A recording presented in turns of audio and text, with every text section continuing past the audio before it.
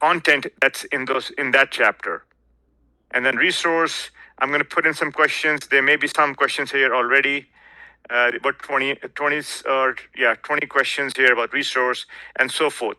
So this is where we are building questions that once you review the prep book, you can go to and refer to them and learn from them. This would be in addition to the questions that are in the book. Now, some of these questions don't have answers, so if you are able to answer these questions, that would be great. But we can discuss them also while we are on those chapters. Anyways, this is just a sort of a worksheet, workbook, where we're going to document information that would be useful. And it could be one place you can go to other than the PowerPoint to refer to content. All right, so that's that. Let's just, anybody has any questions at the moment about anything before we get started, where we left off on Monday? I know we have some additional folks who have joined the class. We have, let's see, we have Brandy here. Azim has joined. So we have about six, 7 people now. So if you don't have any questions right now, that's good. I'm going to close this document. Professor. Yes. So yours looks like a spreadsheet, like an Excel spreadsheet. But when I open up mine, it looks more like a paper. Do I have to download it to make it look like a spreadsheet like yours? Okay. You have a PDF? Because when I click on mine, it doesn't, it kind of goes through like the PowerPoint. Yeah, so you may want to. I gotta download it? Yeah, you got to download it. Download it to your laptop and then open it in Excel. Okay. That would be the best way. Otherwise, I don't think the Canvas does a good job of opening up in documents. So yeah. Okay.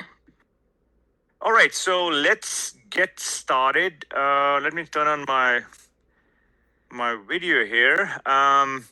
So I'm going to start off with the PowerPoint which we were on Monday, and we'll continue there. And then we're going to do some questions also probably after the break.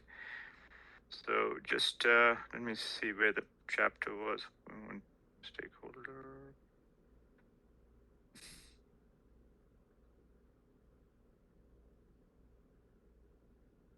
Okay.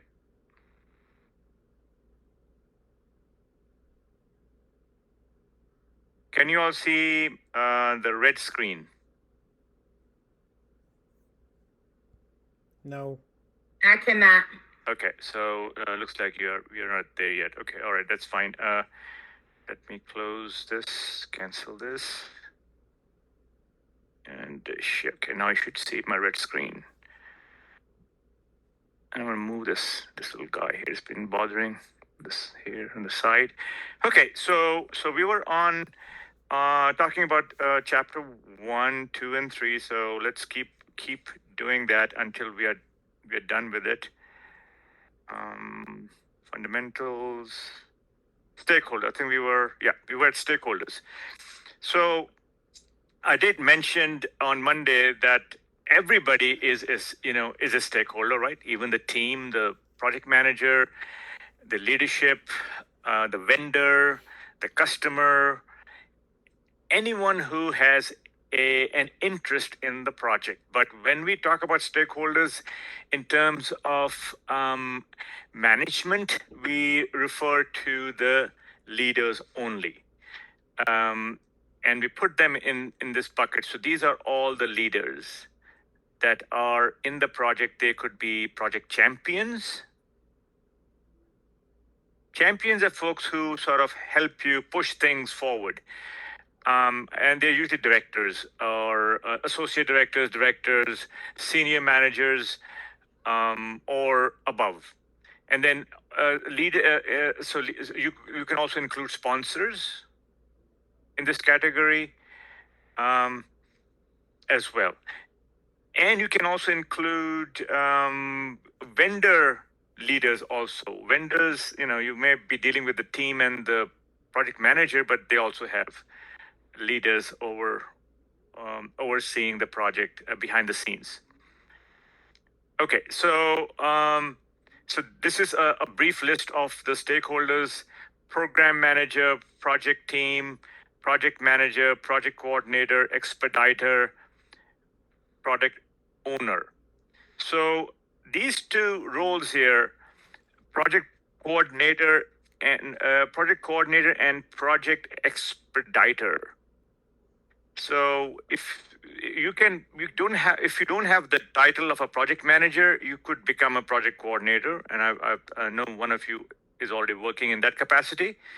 And you can also be an expediter, which has less authority, but they can still work as a lead in a project with the project team and in a project. So product owner is also a role, and that role actually is seen when we talk about the agile methodology.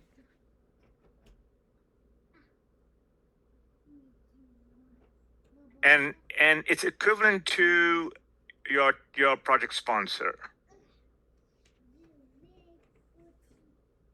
But when you're doing an agile project, you refer to the leader on that team as the product owner, whose responsibility really is to meet with the customer and bring user stories or requirements back to the team. And we'll talk about more in detail about what is the agile methodology. What we're touching on right now is sort of at a superficial level.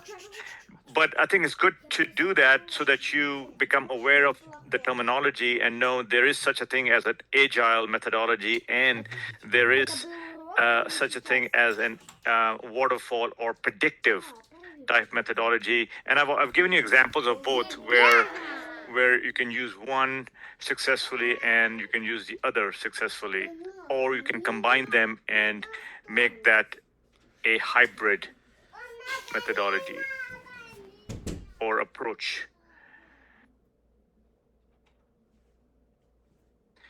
And like I said, we'll go into it in more detail further down the slide deck. So let's just keep going through this. Organizational structure. So while I'm going to be going through the slide deck here, I also want to make sure that I keep an eye on the PMP prep exam prep textbook. And there are a lot of interesting things here. There may be at times you'll find there's a lot of detail. I would say sometimes too much, but some of it is very interesting. For example, I would like everyone who has the book to read for next week pages 16 through 20. 16 through 20. So pages 16 through 20. And yes, Letras, do you have a question? What book are you speaking of? The PMP or that reader book? The reader book. Thank you. And so if in case we have different editions, this one, the 16 through 20 talks about general themes in project management. What really it boils down to is what is going on in a project environment. What are the types of things happening? So it'll give you a lot of really good information about what a project manager does, what the team does, what the customer does, what the stakeholders do, sponsor does, and other knowledge areas also it touches on. For example, talks about risk, talks about quality, talks about procurement, a huge number of things in a sentence format, one sentence at a time. So it's a good read, 16 through 20. And for the folks who have the reader's book, read it and circle the items that you absolutely don't understand. That you absolutely a lot of it actually is going to be like that because you're just barely starting in this chapter. But I think read it, and if there is something that really doesn't make any sense because you have not yet gone over it, I do want you to just point it to me, bring it up, and we can discuss those items. So there are about 69 sentences in there. 69 sentences. Brief sentences about what happens in a project at various phases. So I think it'd be good to sort of read it, and then in your mind you can ask yourself, where do you think this is happening? Is it happening in the initiation phase? Is this happening in the planning phase? Is this happening in the execution phase? Is this happening in monitor and control part of a project? Or is it happening in the closing phase? So keep those 5 phases in mind. And given that background, read through and sort of say, okay, yeah, this one looks like they are trying to talk about planning. So this applies to planning. And so this is something that I would like you all as a homework to take on for next week. And if you okay, go ahead, Azim. You have a question? Yes, sir. So I think you have the 7th version of the book, right? 7th edition. I have the 10th.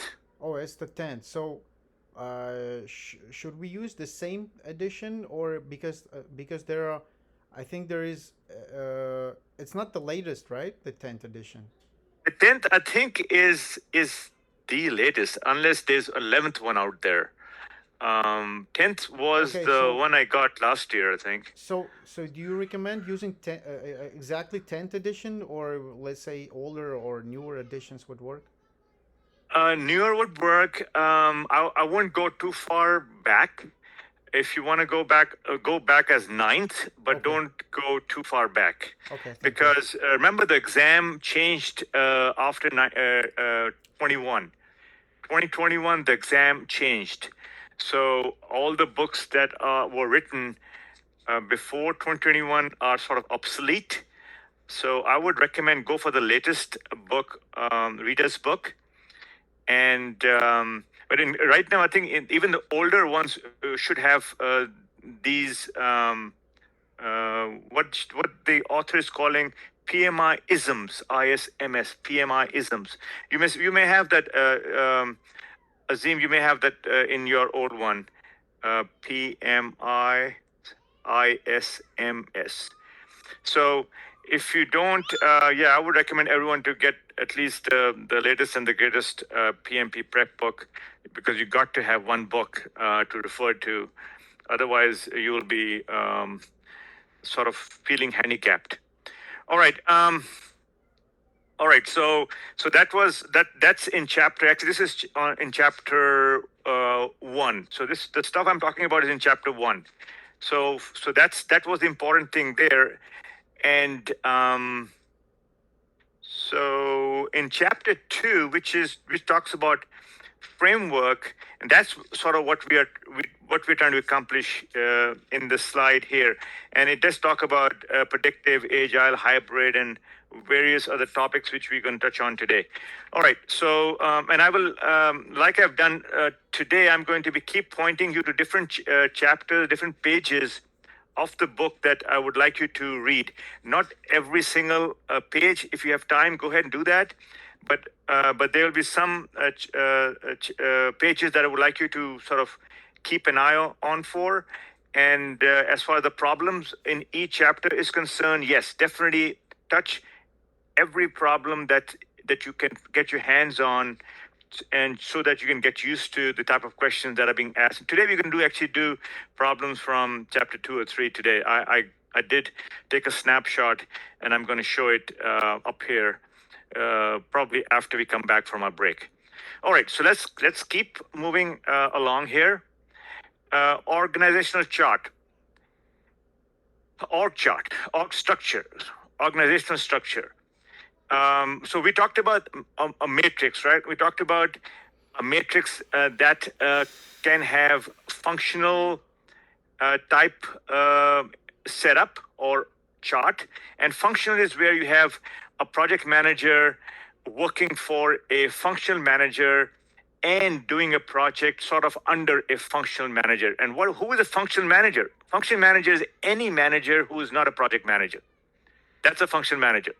So, and then so that's what happens when departments do small projects. They are usually run by functional managers and their team, or the folks that are direct reports of those managers. And that is not considered to be a strong matrix, obviously, right? Because they are not following any discipline, any project management methodology. They're just doing what they know best. Weak and balanced and strong. So the strong matrix is what I'm going to describe, which is something you need to keep in the back of your mind. Strong matrix is where the project manager is assigned to a project. The project manager requests resources to work with the project manager, and once he or she engages resources, they comprise or they put together a team, and then project manager either gets budget if it's a capital project, or works with the department, and if the budget is not assigned, it becomes an operational project, and the department sort of does most of the payroll and budgetary function. And the project manager role is still pretty strong, but the budget aspect of the role sort of diminishes. There's no budget for the project manager to take care of, to manage, because the department administrators are taking care of the budget. Now, on the other hand, if it's a project that's not operational, it's more of a capital type project, then the project manager is given a budget, and the project manager has to manage it. And in this capacity and in this sort of environment, the project manager works as in partnership with the functional manager. The project manager works in partnership with the functional manager, and that's why it's called a strong matrix, because project manager has responsibilities, but same time the project manager is sharing some of those responsibilities with the function manager. Not the budget. Project manager is not sharing the budget, but the resource manager is part of the team, directly or indirectly. And the resource manager doesn't have to be in the team, in every team meeting, in every event, but it's recommended that the resource managers are CC'd and included in the team meetings as much as possible. Now, they may not have the time. Fine, they don't come to the meetings, but the team does. So you're sort of partnering with the function manager, and you have responsibility over the team, over the project, and over the budget. The weak matrix is just the opposite, where you don't have a budget, or you may not have those responsibilities. And balanced is sort of in the middle. But strong matrix is what works best, because it gives the project manager a lot of authority to make decisions, to manage and set up and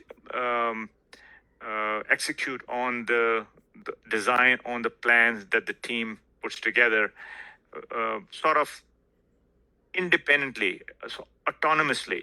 They can do it independent of anyone else. It's a team. It's the project manager running the show, and they sort of make decisions together as a team.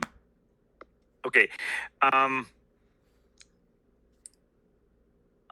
So hybrid, we said it's where there's both both type together. We touched on the hybrid. We'll touch on that a bit more when we talk about agile methodology.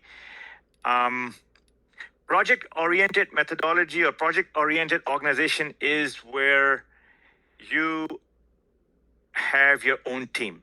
The PM has its own team. In other words, has a team that will stay with the PM even after the project. So the project manager may be engaged with different projects, one project after another. Let's say the same team sort of goes along with the project manager and works on those projects. We don't see that a whole lot, but that does happen in different organizations, but it's not encouraged. It's not a very matrix type environment. It's almost like a functional manager. You become a functional manager. You only have your own resources to work with.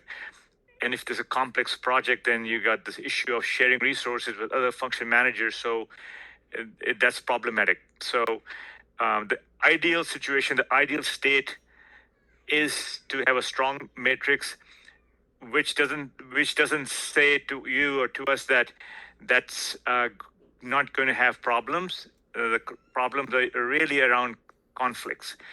So you should know how to manage people, how to manage function managers, how to partner with people. And I always say to folks is that think of yourself being a diplomat. You have to have diplomacy with people. Know how to work with people. Know how to understand people. Become aware of people's strengths and weaknesses, and try to constructively understand and work towards a mutually agreed upon plan or approach. So, which is not to say that whatever you say goes. It's going to be it's going to be the end result is going to come out of discussion or dialogue between team members. All right, we'll touch on this as we explore the questions in the book. We will touch on these aspects, and you'll learn more. So right now, I just want to make sure you keep an eye on all of these different aspects of project management. Or some of these, for example, these organizational structures have to do with the organization where you are. But since we are talking about a generic or standard structure, all of these are applicable. But if you go to your own company, you may find a different type of structure. You may find a PMO and then project managers rolling up to a PMO. That would be a strong matrix type structure. Or you may find an organization where all the PMs are belonging to departments and not to a PMO. That would be sort of a weak type structure. So whichever the case may be, you just have to know that you would not find a standard structure everywhere. Although having a PMO is pretty much is becoming a standard in large organizations. All right, so let's move to discussing project types, and you won't find this clearly or very written anywhere, but since we are on the topic of project management, it's very easy, or it's very good to know this at this stage of the game, because not all projects are of the same kind, same nature, same complexity, same size. So how would you differentiate between projects? So is there an easy way to do that? And one way you could do it is by looking at a project that may be brand new. So you could say we can put that in the new bucket. It's a brand new project. Or you could find a project put together as a result of a replacement effort, where you want to replace a product A with product B. So you have two products. A is currently in use, and you want to replace it with product B, which you're going to procure from an outside vendor. So that could be a replacement project. And so it has a lot of the characteristics that you'll find in the new type of project, because when you replace, really you're replacing with a new product. So the newness shows up here. The other one could be called an improvement project, process improvement project. Wherever you are improving the current workflow, how people work with hardware, with applications, you want to improve that, eliminate waste. For example, if people are going through a number of steps to get from point A to point B, you look at how they're doing it. You design that. You draw the workflow. You walk through that workflow, and then you say, let's get rid of the A, B, C, D paths of that workflow because they are redundant. They are a waste. So improvement project or optimization projects where you're optimizing the current process. Maybe you're not getting as much out of the current process. Maybe you have doctors who are sitting idle sometimes, and because there's no appointment. So you're looking at that, and you want to somehow remove that waste from the company. So improvement projects. And lastly, upgrade projects. An upgrade project could be a project where you have, let's say, Microsoft, let's say you have this iPhone. So let's say you have iPhone 9, for example, and you are upgrading your iPhone from 9 to 10. So those kind of projects where you're upgrading a product from one version to the next. And this happens a lot in the IT side of the house, where you have an application which you procured, installed, it's been running for a couple of years, and the vendor comes and says, we want to upgrade this application. So in that case, you will have to go through a process to do that. And so these are really the bulk of the projects that you will find happening around the world. So new could be, from a construction standpoint, new could be, a new house, a new building, a new dam, a new swimming pool, any product. Replacing could be you're demolishing this building and you're constructing another one. So you're replacing one with the other. Improvement from a construction standpoint could be you have a retail store, for example, and you are redesigning it. And that would be an improvement project. And that happens a lot, right? There's a lot of improvement that goes on.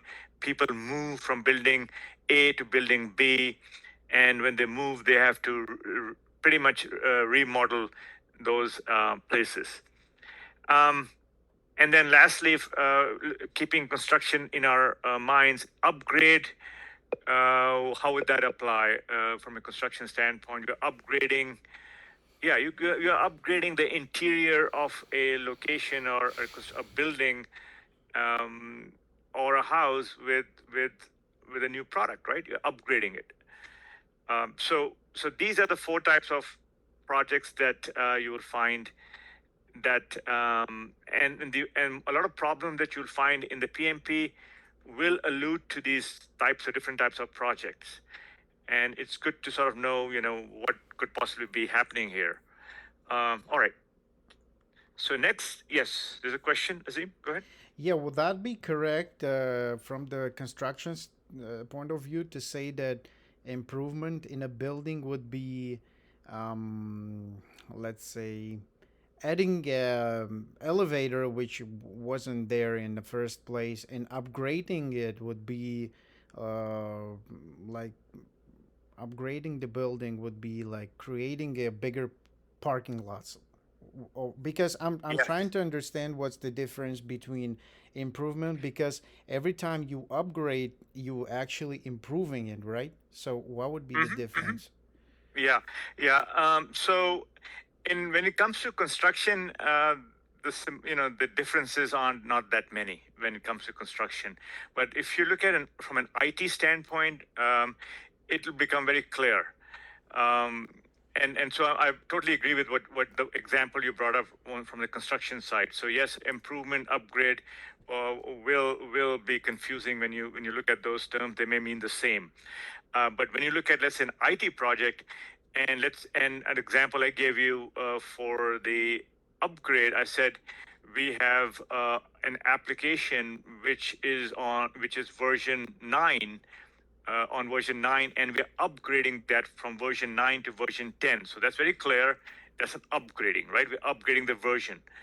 Now, and then if you contrast that with improvement project where you have a workflow where people, for example, let's take the case of a clinic where you know what the workflow is, right? You get an appointment, you go to the front desk, you pay, and then you wait, and then you are called in, and then you see the nurse first, and then you see the doctor. So that's the workflow. And so you want to look at that workflow, which is your current state. That's your current state, is how things are happening now. And then you bring in a team and they observe this workflow and they say, you know what, the patient is waiting outside for their appointment for over 30 minutes. So we have a wait problem here. So we need to improve that so the patient does not have to wait 30 minutes. They should wait only 15 minutes or 10 minutes. And similarly, if you go to, let's say, any place to procure food, let's say you go to McDonald's or wherever you go, you have to stand in line sometimes, or even when you are trying to go to different businesses, you have to stand in line, wait for your turn. And so if somebody is observing that, they'll say, hey, we need to improve this process so the customers don't have to stand in line or wait for 30 minutes, 20 minutes, whatever the case may be. So you see the difference when it comes to those kind of efforts or projects where you're trying to improve the productivity, optimize the work that's happening by making changes. The change could also be where you say, hey, you know what, let's bring in an application to automate this process. Right now, everything is manual. They have to stand in line, get the food, they order the food. Instead of ordering the food, let's put in an application where they can go in and order the food via this application, which is happening in a lot of places, right? So that would be an improvement of the workflow. So workflow is very important to keep in mind when you talk about improvement. Workflow. Workflow includes two main things: people and the process. So if you are talking about a workflow, you're talking about people, how people are reacting or acting within that process or system, and the system itself. So you can either change how people are reacting or acting in the system, or you can say, let's improve the system, replace the system. So that's what we mean by improvement when it comes to non-construction type efforts. I hope that was clear. Thank you. All right, so let's talk about the charter. Just like when we want to see a movie, we go buy a ticket, right? When you go see a movie, you buy a ticket. So when you want to start a project, you have to complete the charter. Simple as that. And it has the following elements in it. So you got to complete, just like completing a form. You complete a form is nothing but a document. We call the document the charter. It authorizes the sponsor to assign a PM to the project. So if you did not have the charter, it's almost like if you did not have the ticket, you won't be able to start the project. So keeping that analogy in mind, what does the charter include? It includes a goal, what is needed, what problem needs to be solved, Objective, when they talk about objective, they're really referring to deliverables. What do you want to deliver as part of this goal? And you can have 4 or 5 high-level deliverables there to illustrate your goal. What is the purpose for doing this project? Very, very critical. And that goes back to change management. So change management is all about explaining to people, explaining to end users why you want to do this project. That's why change management is very critical to actually successfully pushing out a product, a service, or a result to the end users, because you have done the explaining, you have done the notification, you have done the communication to your end users about the project. So now they are fully aware of what your project purpose is. It's almost like, you want people to change, right? Their workflow, their way of doing things. You just don't want to one day come up and say, here is a new thing. Here is a laptop. Here's an Apple laptop. You were using Microsoft laptop. We're not going to give you that laptop anymore. You're going to use Apple laptop starting next week. You can just imagine how people are going to feel, because they're so used to using a Microsoft laptop. Now they have to change over to a new platform without being told, without being trained, without being, guided, and without being told or given the reason. So that's what change management is all about, and that's why it's so critical. And one day I'm pretty sure they're going to have a new chapter in PMBOK, and they're going to call it, change management, how to manage changes. Just like they added stakeholders. It was not there before, they added stakeholders. So risk. Risk is a chapter on its own, very critical. In the charter, you're just going to state a few things that may have to do with 3 things. Draw your triangle: time, cost, and scope. What if the scope, you add on additional scope, additional things to the scope? That could bring about a risk, right? What if you run out of funds or budget? That is going to be problematic, right? And what if you if you need more time? All of these are risks. You can at the outset, you can just state something about these 3 elements and get the ball rolling, meaning completing the charter. And then later on, as you learn more, you can then have a separate spreadsheet and call that, and create a tab called risk, and then you put the risks there. Assumptions are all true unless proven false. So you just have to prove everything that you say false. If you cannot, that means they're true. Again, you can go back to the triangle and talk about assuming time. You will not have a problem with time. You're not going to have a problem with funds. You're not going to have a problem with scope. Okay, your assumptions may be correct. That's what you're saying.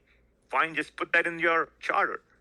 Constraints are any limiting factors. If you have anything, a hard date to meet, we got to finish this project by December 4th or by December 24th, because Christmas is going to be, following 24th, after that date. So we want to make sure we don't, not in the middle of Christmas holidays. So we want to finish it before. So whatever limiting factor might be, you can state that in the charter. Nothing in the charter is going to be final or done, but you need something to to kick off your project. Timeline is, come up with a timeline. This project is going to take 6 months or a year or whatever the case may be. And a lot of times the vendor from whom you're purchasing the solution may tell you how long it should take. So these stakeholders, naively, they will believe that, and they will say, the vendor said we should get this done in 2 months. And then they put that date down and then impose it upon the team, which is not a good thing. That requires stakeholder management. That requires explaining to them, sponsors, that yes, we can move forward with that date in the charter at this stage of the game, but once we start planning, we may change that date. Now, a lot of times sponsors don't like that, don't want to hear that, don't know about that. And that is something we have to, our PMO has to teach them, that you can come up with a date based on what the vendor said. The vendor doesn't know everything, doesn't know your environment, doesn't know what's going to happen once they get into your environment. And they're making good assumptions, but their assumptions may be wrong. So, but you need a date. You need a sort of an estimated, a rough order of magnitude, ROM. That's what you can do at this stage of the game and put it in there. Budget, again, you would be given a budget based on the sponsor's analysis, whatever they planned out, based on their business case, for example. They'll come up with a budget, and and they will put a lot of fluff in it. Believe me, they will put a lot of fluff in it because they don't know for sure what the budget may be, and they don't want to go back to ask for more. So they'll put more in your budget for that reason. Stakeholders, okay, you need to know who your stakeholders are. Remember, we talked about stakeholders. You have to start to identify your stakeholders, and that's a PMP question. Identification of stakeholders. And it's very important that you start to identify your stakeholders, starting from initiation all the way through planning and execution. Why? Because you're doing this, Ernest had just joined. So you're doing rolling wave planning, right? Let's go back here. Let me just, you're progressively elaborating or rolling wave planning. And the reason you're doing this is because you are working at the first phase deliverables, and then you're going to work on the second phase deliverables. So you may be thinking of the stakeholders that you would need to engage with in the first phase, and then you find out that there are other stakeholders that you have to engage with in the next phase. It's good to start to collect or identify all your stakeholders, who they are, what departments do they belong to, and what role they are going to play in your project. Good evening, Ernisha. Thank you for joining. So we are continuing with our discussion from Monday, and our topic right now is to talk about initiation. So initiation, the ticket is the charter, the ticket to starting the project. And we talked about identifying stakeholders. Keep that in mind. You start to do that from initiation moving forward. Very critical that if, let's say, there is something that doesn't is missed or in your requirements, you're trying to put together, let's say, the specs for the house, for example, and the husband is the one who is providing all the detail about what should be in the house, and the wife is not there. And then once the spec is done, the blueprint has been created, and the wife shows up. And now a major stakeholder was missing, right, when the requirements were being put together. Now the wife shows up and she looks at the blueprint and says, "What about this? You missed this. You missed that." And then they have to go back and haggle on the price, make changes. More time would be spent with that. The architect may ask for more money, whatever the case may be. So impact, right? Impact because one stakeholder was missing. So that's why it's very important to make sure you identify the stakeholders, because they are the ones who are going to come up with things that you never thought of, considered those to be out of scope, but now they're saying put those back in the scope. And those are the type of questions PMP asks when things start to go wrong. All right, so let's move on. Okay, so you are going to review the contract. while you're putting together the charter, and the question is, why bother with the contract? And the reason is there are two ways you do projects. One way is when you're doing this new type of a project. Okay, there's a question, Candice, go ahead. I wanted to know what's the difference between a charter and a proposal of work? Proposal of work or scope of work, SOW? No, not the scope of work. So if a company is looking for somebody to complete some work for them, and so you're able to bid on that job, what would be the difference between wouldn't a proposal be the start of the project? Okay. Good question. And so let's give some background here. So I'm going to get to your question. So before I get to it, let me just give a little bit of background here. So you have a team, right? You have your internal team. This is your team A, and this is who you're right here on top here. This is your team A, internal resource, who are going to build a website, for example. Your team has coders. They can build the website, and you are fine with that.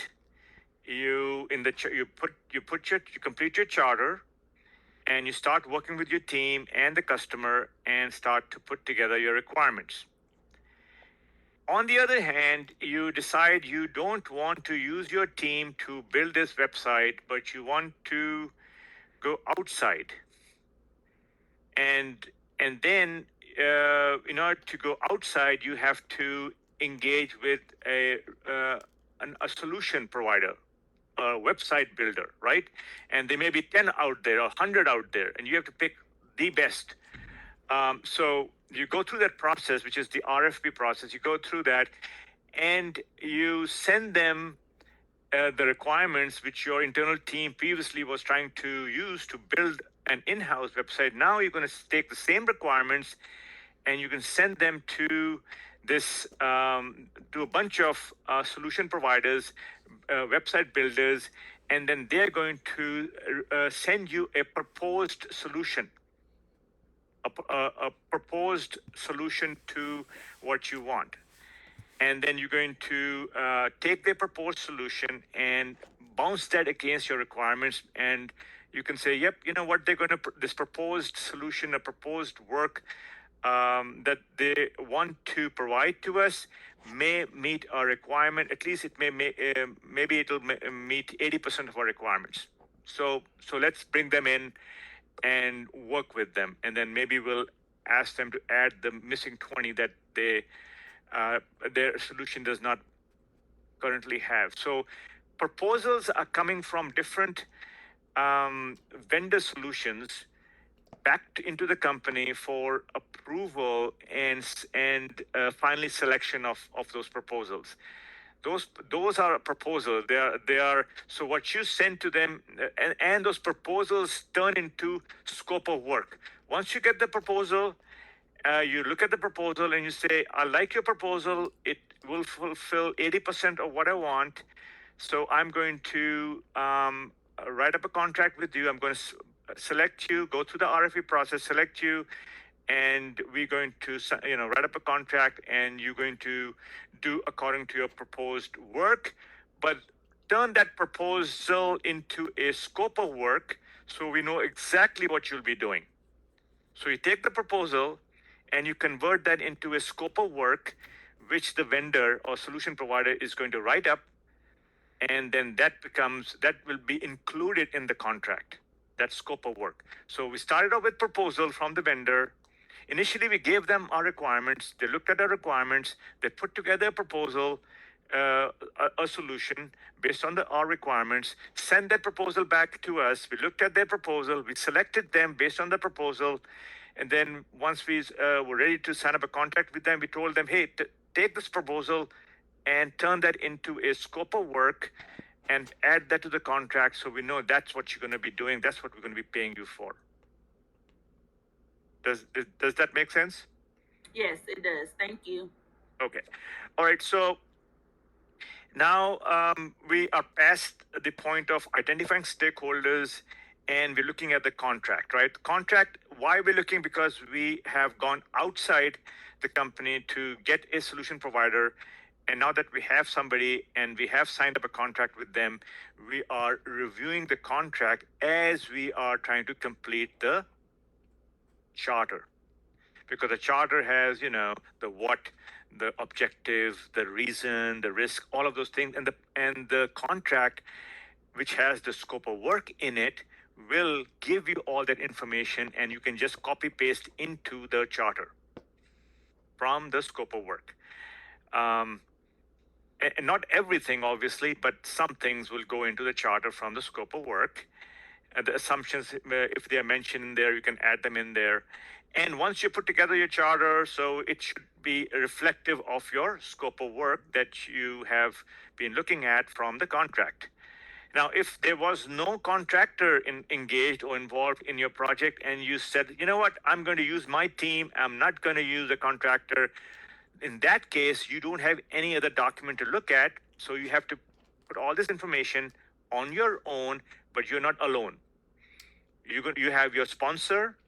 You're going to use your sponsor.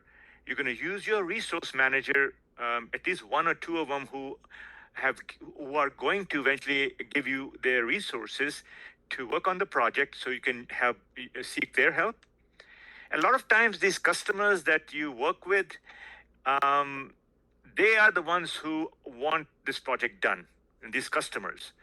It could be somebody from accounting, could be somebody from sales, some sales department, could be somebody from your front office, back office, and the resource managers from IT sort of work with you in conjunction with these customers. So these resource managers become your point of contact, and sometimes they're customer facing more so than you are, because you are PM and they are managers, and they all work with the customers. So you sort of work through them and in completing this scope, this charter. But you also have to review this with the customer. So when it comes to the sponsors, I just mentioned one person. So they're not one. I mean, it's not a singular person. That there are at least two people who are going to become the sponsors of the project or the charter. So there'll be an IT sponsor if you have an IT project, or a technical sponsor, and you'll have a customer sponsor. We call them, they're usually directors. You can call them business sponsors. So when you're putting together this charter, you're going to get info from the IT sponsor, and then you're going to review it with the customer sponsor, or vice versa. And you can engage your resource managers for assistance and whatnot. But the reason this is important is because you're going to use the charter to go into planning, right? Right now you're on the initiation step, identifying stakeholders, completing the project, and you want to move the project from initiation into planning, which is your next phase. And therefore, need to know what you're going to be talking to your team about, right? All that information, at least some of it is in your charter, a lot of it is in your contract, in your scope of work, which is in your contract. So you are going to take those two documents, the contract and the charter, and start to plan your project by planning for the first kickoff. Now, you may have a couple of kickoffs, but the very first kickoff is usually with the core team. And now, again, before you get to the kickoff, you got to engage or request for resources, right? So we'll get to that, but keep that in mind. So you're in initiation, you're moving into planning, and you need people to get into planning. So we'll talk about how you're going to get those. So let's move on to PM, process, and roles. So we talked about the process. The main one is this one, right? Initiation, which is number one, planning and design, number two. Why design? Because design is part of planning, right? If you're building a house, you have to design the house, and then you build on that design. So design should be in planning. And then once you have the design, the planned out design and the schedule, and schedule is the last step of the planning. Then you take the schedule, which has everything in it, and move your team into the execution phase. And then you're going to go through all of these knowledge areas, these 10 of them, to better understand how to manage your project with these knowledge areas: cost, quality, time, scope, integration, communication, risk, procurement, stakeholder management, all of these. So these knowledge areas are going to be embedded inside your 5 process groups of phases. Now, another word that wasn't there before is there now. It's called tailoring.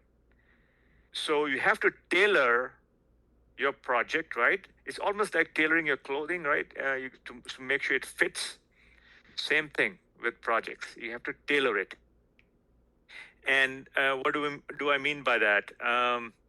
So again, it goes back to what type of project am I involved with? Is it a new, replacement, improvement, or upgrade? Once I know which one it is, then I can tailor my organization of the project.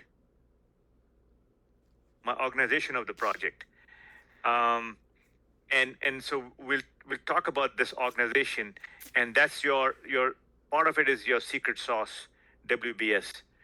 I'm calling that my secret sauce, and some of you who took the basic class, they know what I mean. So WBS is equivalent to your schedule. You can say that's your equivalent to your schedule, your secret sauce, because everything that's in your schedule is in your WBS stands for work breakdown structure. Work breakdown structure. Just like what it says, you take the work and you break it down into activities, tasks. And that really is your schedule, because schedule consists of milestones and deliverables, which are broken down into activities or tasks. The lowest level is the work package. Work package. The lowest level of your tasks. You may have milestones, then task 1, task 2, 3. The lowest one you can call that the work package. So going back to things, the takeaway from here is you take the project, a big chunk of work, and you have to organize it. The first way to organize it is by having broken into these 5 phases: initiation, planning and design, executing, monitoring, control, and closing. These days, they're also calling, they're not using the word monitoring and control, they're calling it delivering and closing. But it's sort of, in terms of how work gets broken down, this is the most logical way you can do it. You first initiate, you start something, and then you plan out what you want to do, then you do it, and then as you're doing it, you're going to monitor and control it, make sure you do it right, and then you close it. So that's how you organize your work. And tailoring comes in when you are looking into each of these a little bit more in depth. When you go a little bit in the weeds, you may say, does this project require training? So if it's a project where you just have to maybe give them some sort of tip sheets, you may say, no, this project doesn't require formal training. We'll just give them tip sheets. So you're tailoring your project, and you're sort of not going to formally create classes to train people. And so you're sort of tailoring your project by removing that and just replacing that with tip sheets. So that's what we mean by tailoring. You look at what the project is about, you delve into the work breakdown structure, how it's broken down, and you see what do I need and what I don't need for this particular project. But you need to know what are the things that you need to look at, right? And that's what we're going to look at a little bit more in detail. So so we already I have looked at charter. So that's something, we already looked at. So you already know in initiation, do we need a charter? Yes. There's no way around that. You need a charter. You got to have a charter. So you cannot tailor with that. It's a must-have. But when you go into planning, and so let's say there are 3 or 4 things in planning or 10 things in planning, you look at all those 10 things and you say, does every project require those 10 things? Maybe not. And so you have to discuss with your team and you start to tailor that. And you say, okay, maybe we can remove this because we are going outside, getting a contractor to come in. We're going to use their contract, their scope of work. Maybe we don't need to gather requirements anymore because that part has already been done.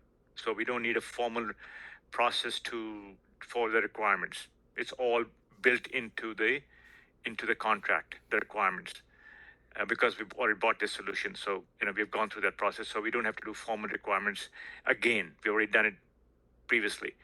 So you're tailoring your deliverables by taking out stuff that you don't need. So that's another way to look at tailoring.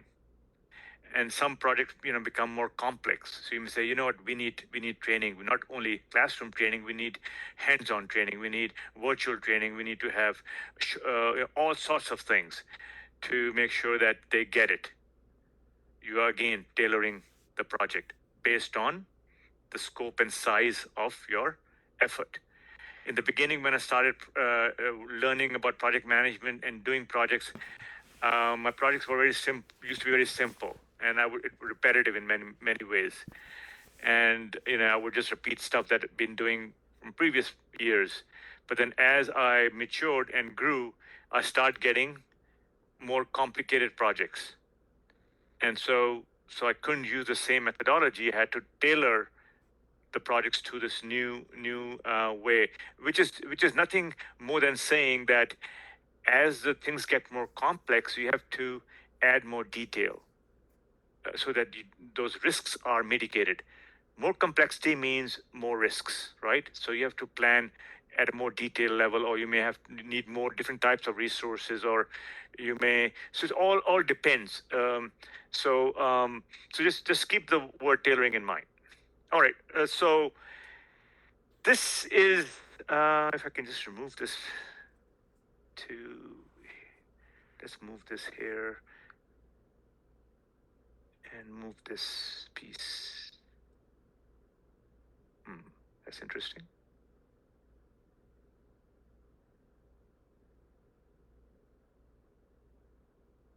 All right. Sorry about that. So let's go back to.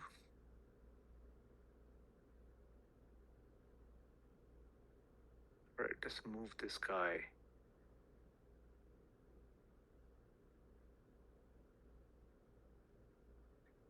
Okay, so this is a walk in the park. This is a walk in the park, and the park is your project space. You're walking inside a project. And let's do that.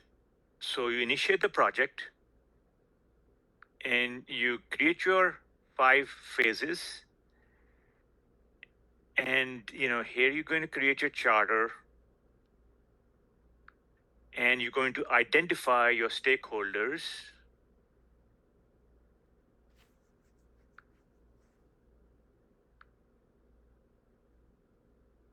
What else you're going to be doing? Everything that's in the charter, you're going to complete, right? You're going to complete, get a sign off on that.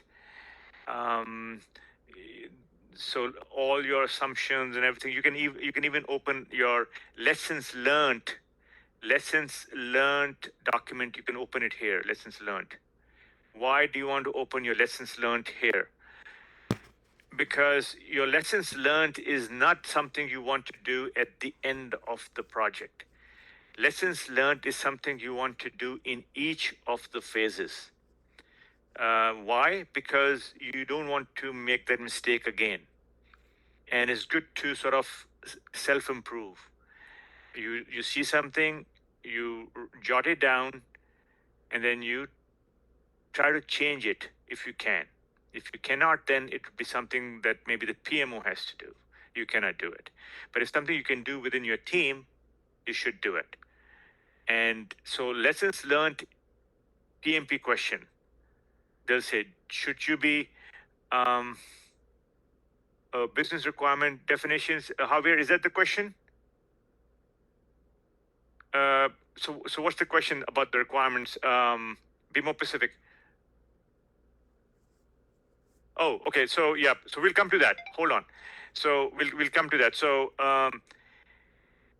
so if you were so we talked about the lessons learned here. Let's move on to planning. So you're in planning now, and you're going to kick off your project, right? You're going to kick off your project with the team, and you're going to start. And we'll get to your question in a sec, Javier. So we're going to start to gather requirements. We're going to kick off the project using your charter only right now, because we're assuming that we are not going outside the company and getting a solution. We have no contract. We just have our team. And therefore, we are going to gather requirements, which is part of the scope management plan, which we're going to go. We have a chapter over that.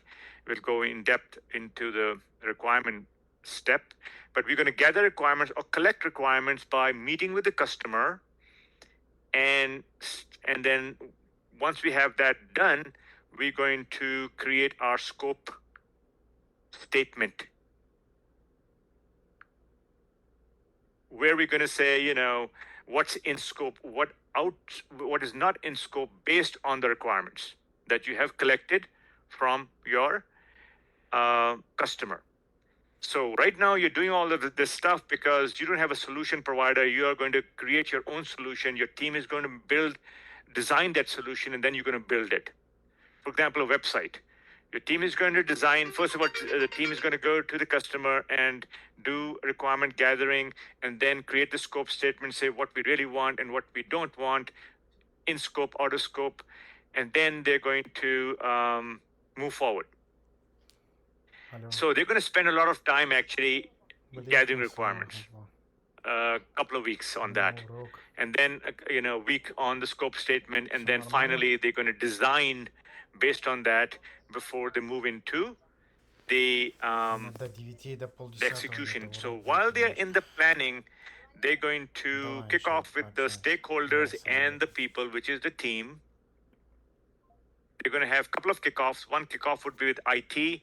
Another kickoff would be with the customer, and maybe a third kickoff could be with everyone, IT and the customer, everybody, all the stakeholders, so that you can, the vendor can explain or you can explain how you're going to unravel the project. Give them some guidelines to what is expected, how many meetings we're going to have, how we're going to communicate, how we're going to build the solution, how we're going to design. So you got to make sure everybody's on the same page, right? So that there's no question. That's how you minimize your risks. That's how you minimize conflict. A lot of conflicts are as a result of people not knowing, the unknown. The unknowns create conflict.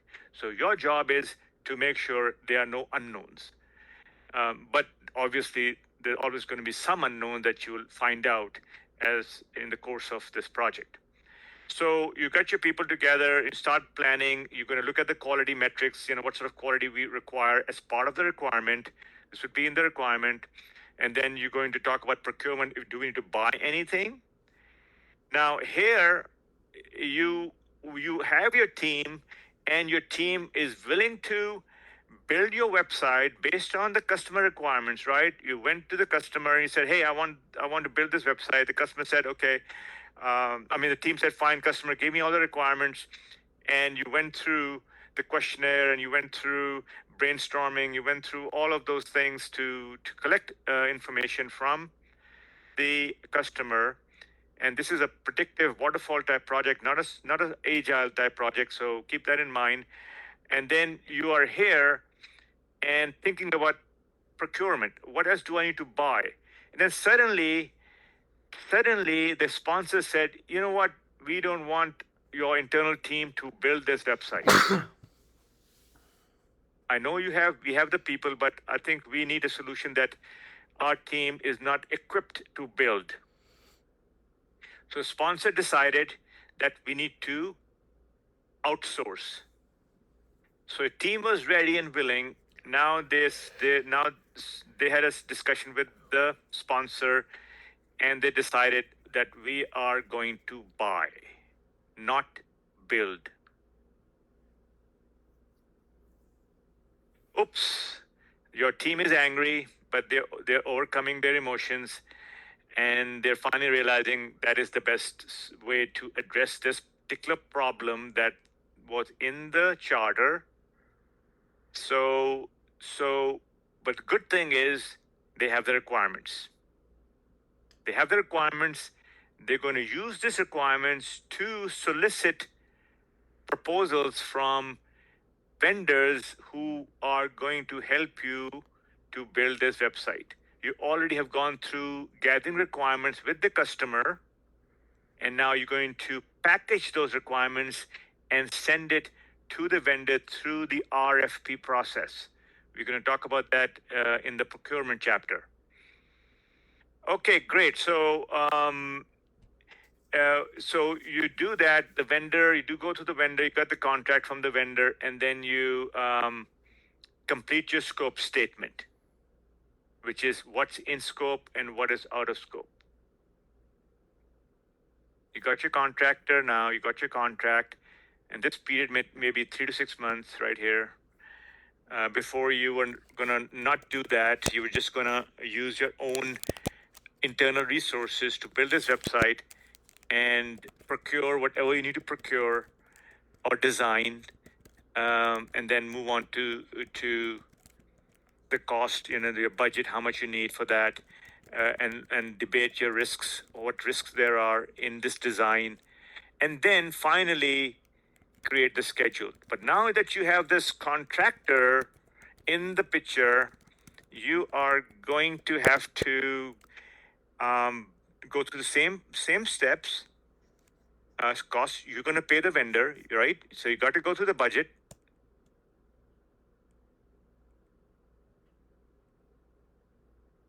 Okay, good question. Azim asks, what's the difference between scope of work, scope statement, and what's the third one? And scope statement, scope of work.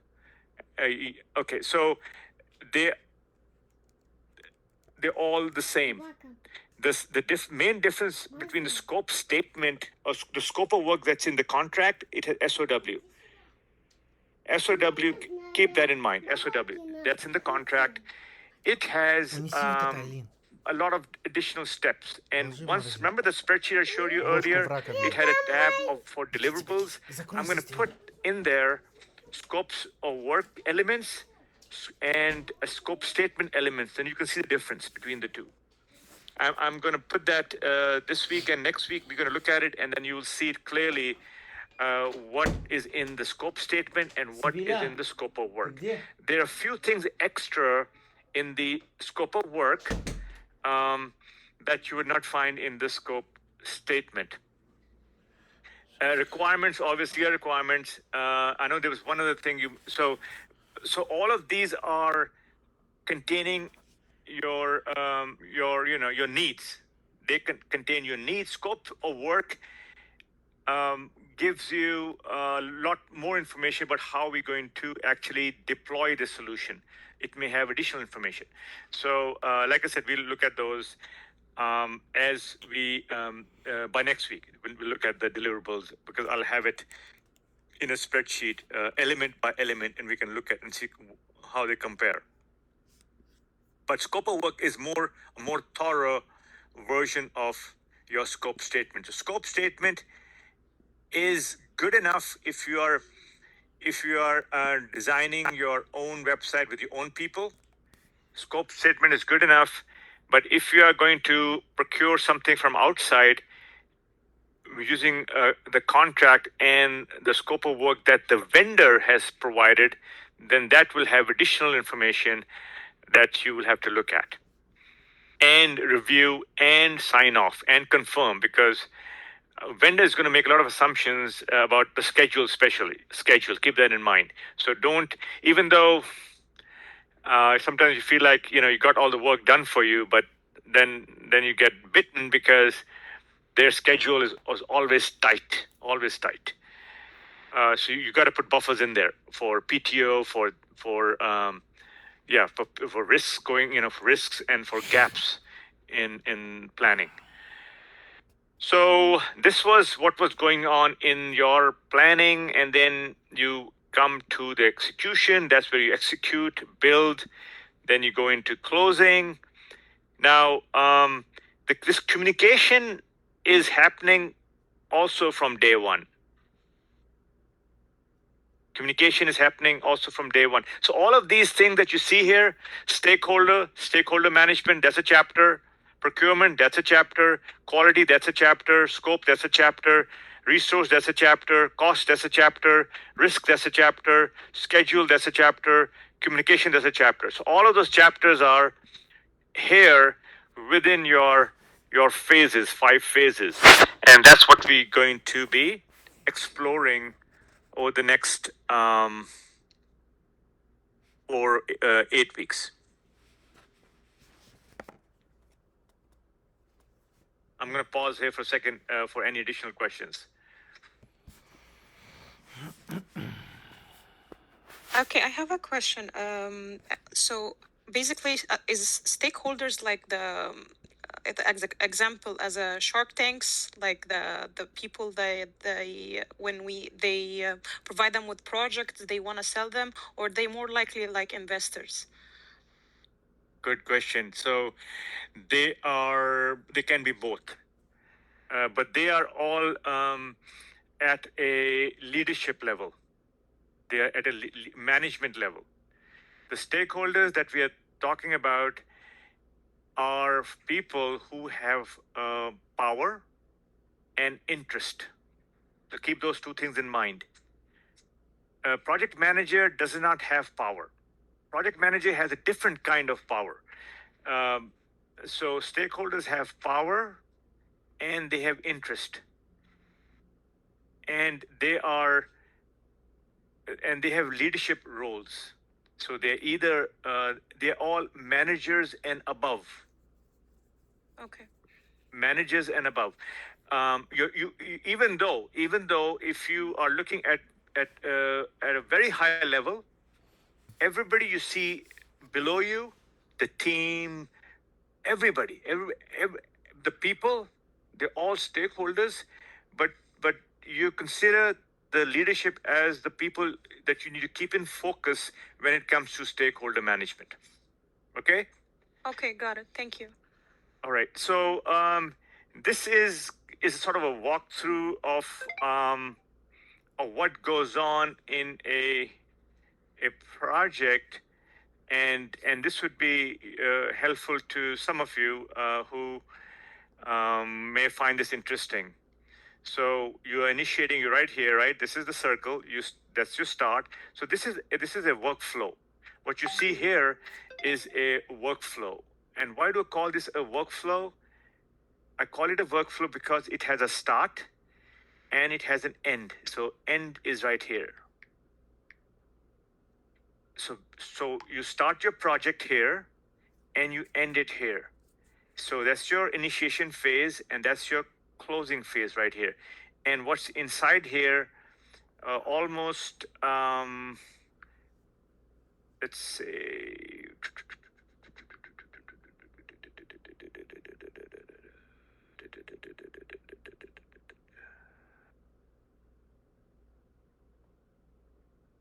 so this part is all planning, what you see here. All of this part is planning, and this part is your execution, where you do your execution of your project. So this is almost like opening up the project and sort of looking inside it to see what the workflow is. You get the charter, some charter.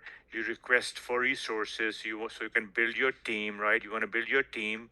You request for resources. And then you collect your requirements by meeting with the customer, right? You get your requirements because you're going to kick off, right? Kick off here. This with the team, you're going to do a kickoff. Meet with the customer to gather requirements. If you were using the agile process, they don't call it requirements. They call it user stories that we put in the backlog. User stories that you put in the backlog. And backlog is a bucket. Think of backlog as a bucket of requirements. And requirements are called user stories when we are talking about the agile methodology. So these things you may have to memorize. But again, so I'm just trying to put both of these together so you can see the differences between the predictive and the agile. So there is this predictive of waterfall versus the agile. Some of the nomenclature, some of the is a little bit different how they perceive things, but they also go through initiation. They also go through very fast planning and execution and monitoring, control, and closing. They go through that very fast, but they use some of the terminology. It's different, similar but different. Requirements we're calling it. In predictive, they're calling user stories. That's their requirements, user stories, which are small stories, small use cases or requirements. That's a good word. Requirements, needs. Anyway, so you get your requirements by working with the customer, and as part of that, you're going to plan your quality, right? You're going to plan your quality that should be in your requirements. What sort of quality do I want in my iPhone, right? I want my iPhone to be of highest quality. Okay, you're going to embed that in your requirements. And then once you complete your requirements, what's going to come out of it is your work breakdown structure, WBS. In the agile world, they call that the sprint log. The sprint log in the agile world, which is equivalent is WBS in the predictive world. So right now, if you are getting lost here, we're going to look at each of these individually, but I just want to put it together. So if you see this again, you will sort of get a handle on what they are, and maybe they mean the same thing, but they appear to look different. Sprint log is another bucket where you put in those user stories that you're going to be using to build your product. You may have 100 requirements. In one sprint, 2 to 4 weeks, you're just going to build a small little product with 4 or 5 of those user stories. So that's what they call a sprint log. It's one that is short and sweet, time boxed into a 2 to 4 week period. All right, so a question comes: do you want to buy a solution or you want to build a solution? So accordingly, you're going to do your contract work here. If you're going to buy something, that's also going to get fed into your WBS. And then out of this will come out is your schedule. You will also be looking at your budget, which is going to feed in, and then you will have something called a risk register, which is sort of like a document where you put in your risks. We talk about risks, right? So there is a document called risk register where you put that in, and I'm going to tell you what elements go in this, and you will see them as we get close to that chapter, or you'll see that in the spreadsheet one of these days. So you start the project, you plan it here in this area, and then you move your schedule into the execution phase here, and you start acquiring resources that you need to execute upon, right? You're going to execute on, let's say, building, let's say, the phone. You're going to build the phone may not be good. Let's take another example. You're going to build a house. So you're going to build a house. You need the contractor. So you're going to acquire the contractor, and you're going to give him or her the blueprint. So that's why acquire resources are the people who are going to work in to build. So you have some resources there already that you requested to do your analysis and complete your requirements, help with the PM project manager build your schedule and the design of your solution. So you have resources there, but now you have completed your schedule and you want to go into building it now. So you go into the execution phase and you acquire resources for building it. So you may need, for a house, you may need different types of people. The contractor is going to engage different types of people, like the plumber, the electrician, this and that. So you have to acquire them. You don't need them when you're planning, right? You don't need them when you're planning, but you need them when you're trying to build it. You need somebody here to do the planning, but you need different types of people when you're building it. Sometimes they're the same. Here you may need more people, here you may need less people. Depending on the type of project. Remember the tailoring, you got to tailor who I need in planning and who do I need in execution. So you may, when you are in the charter, that's where you decide who do I need. And then when you say who, not the name of the person, but what type of people do I need? And then once you start to engage them, then you get the person and you get their names. These are the people that are designated to this project. And then you may decide, I don't need the trainer until I get into the execution phase. I do need budget for my trainer, but I don't need the trainer when I'm planning. Although I may talk to the trainer and say we may talk about the strategy of how we want to train, stuff like that. At the strategic level, training strategy, right? We may do some training strategy. Okay, how should we train? Just the how part. This is all about the how part. But when we come to the execution phase, then we say, okay, now we need the trainer to start training the users. All right, so acquire resources, and then we start the build. We build, we test, and we train. And while we are doing that, we are going to be doing monitoring and controlling right here. That's our monitor and control. And where we are directing the work, we're looking at what the team is producing, and if there are any issues, any changes that are happening. We are looking at the impact of those changes if they want something to be added to the scope, which the project manager is going to discourage. In the planning, you can add, remove, but in scope, but it's out of scope. But when you come into execution, you just have to be very careful not to have a scope creep. You want to minimize the scope changes. And then once you build your product, you've reviewed it with the customer and it looks good, they have signed off, then you need to validate. The team has to verify that it is built correctly, but then the customer has to validate to make sure they are going to accept it. And then we go into, once that's done, we go into the closing phase, and we are okay with it. So this is, again, this is a little higher level, but at least gives you an idea of things that are going on.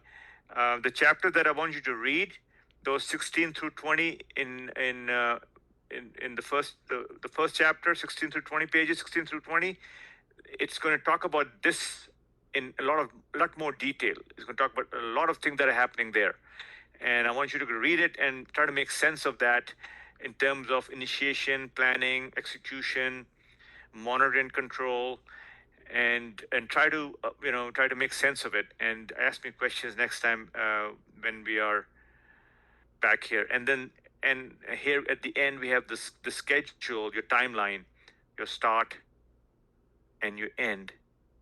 If this was your project, then you have a start date and you end date, and you have your tasks happening here, your tasks that you're doing in the execution phase and the tasks that you're doing in the planning phase. All right.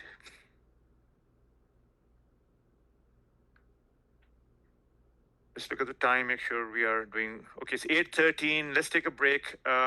So from 8:13 through 8:13 through, let's see, add 10 minutes. 8:20. Let's make it 8:27 minutes.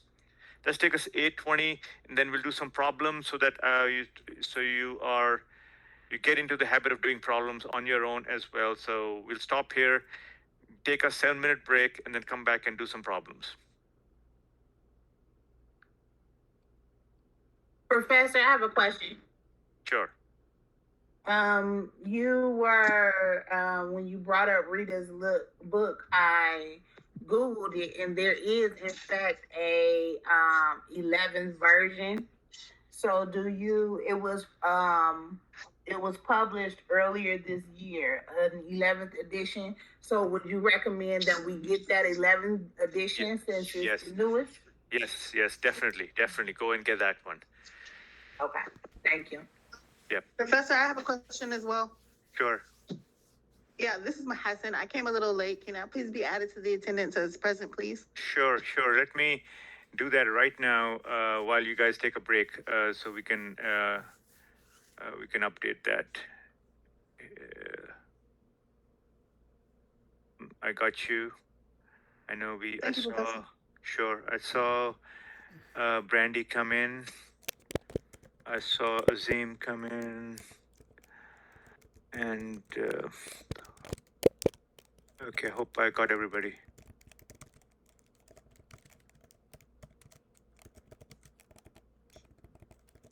So everyone, if you can, Everneka, were you here? I don't see Everneka. Let's see. Yeah, she's not here. Or Nisha. I don't think Everneka is gonna be in this class. Nisha, I don't have you either. Huh? I don't have you on my roster. Who's Takira?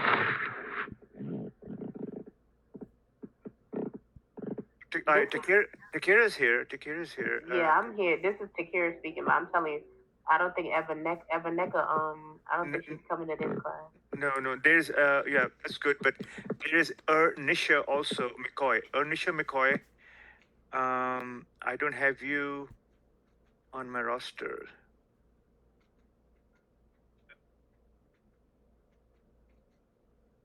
Nisha, can you send me your email address? Or you can put in the chat. That'd be good. Because I don't have you on my roster.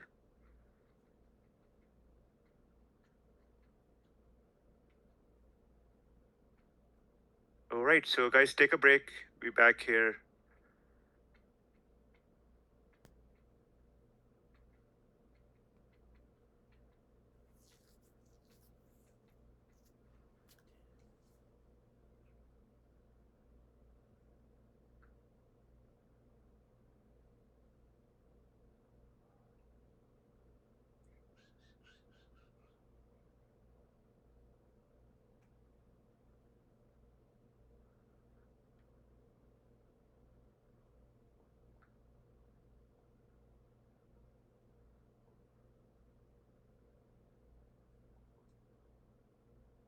Okay, I got your email address.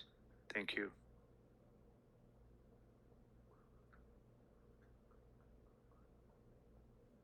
All right, so we'll be here.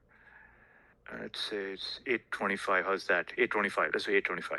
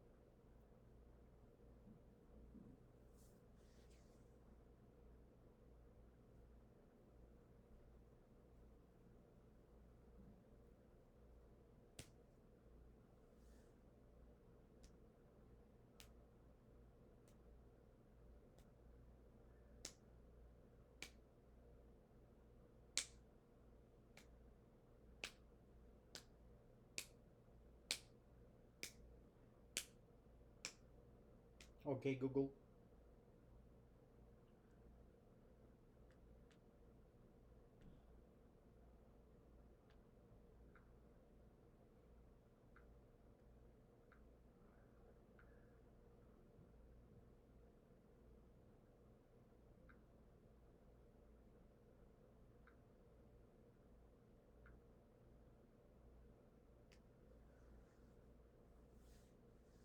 When will be full moon in Houston, Texas?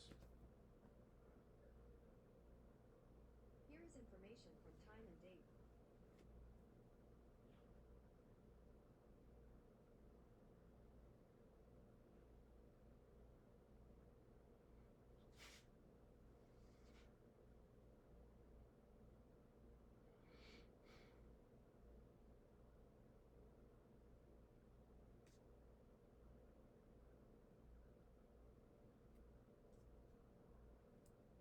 Okay, Google.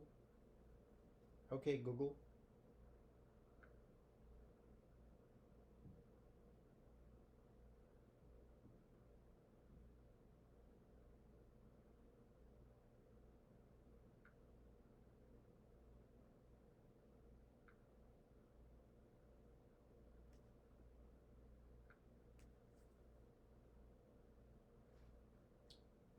All right, we can get started.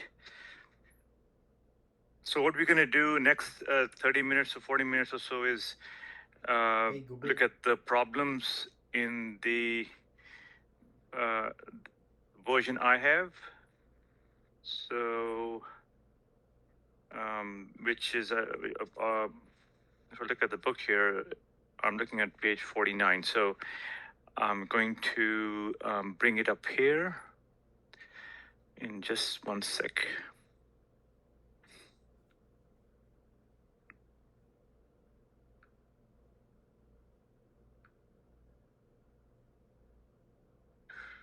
Hey, Google.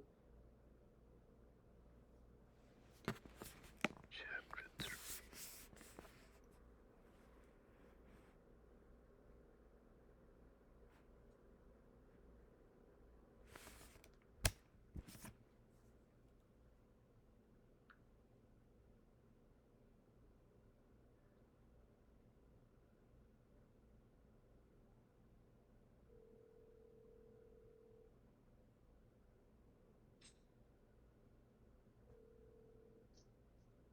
Okay. Jana. Yeah. Is everyone back? Алло. А где Анака? Yes, I'm back. Okay. Ага, а Yes. где Анака? All right. Давай.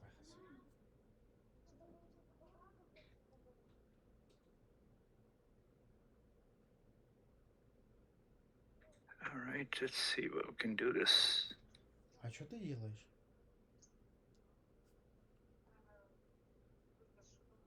Jana, начни их All right. укладывать, Thank you. пожалуйста.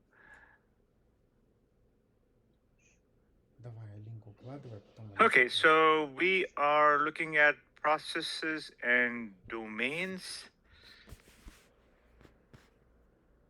Let's see, process and domains, chapter 3.